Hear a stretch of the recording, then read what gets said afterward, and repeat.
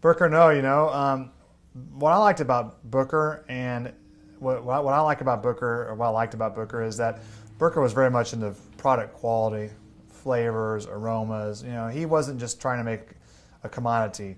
Even say 30 years ago, I'm not sure the exact time when Booker came out with the Bookers in the small batch, but even 30 or 40 years ago, Booker was talking about flavors and bourbon quality, not just talking about numbers or the business side of it. He was talking about quality and consumers and what the consumer would like, and barrel quality and how the barrel affected, his bourbon, and it was very serious and passionate about that. So I had great memories of tasting bourbon with Booker and talking about the flavor and the character of the bourbon, not talking about necessarily the business side of the bourbon.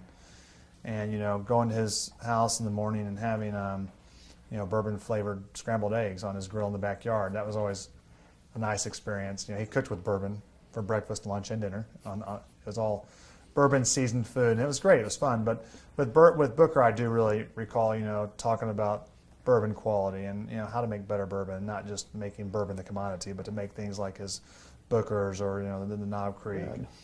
Fred, I've known Fred all my life, and I just have a great memory of, I think I have a picture of it too, of me and my father and Booker and Fred, all together like around their breakfast table in their house, talking bourbon,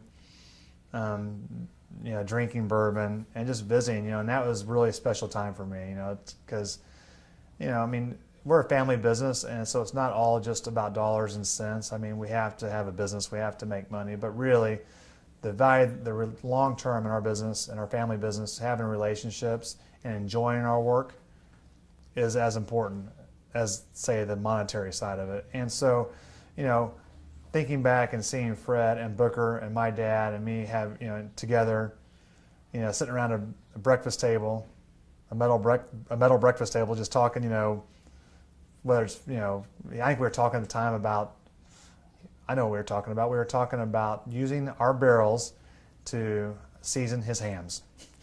And I remember sitting around Booker's table with Fred and Dad and talking about taking freshly dumped bourbon barrels and how many gallons of water and how much salt and how long you take the heads out, put the hams in there, and how long you let it set before you hang the hams and let them cure out in the smoke shed. So that was a great story and a great memory I had with Fred and Booker and me and Dad, learning from Booker and Fred how they use barrels, and not only to make whiskey, but also how to smoke hams in these used barrels.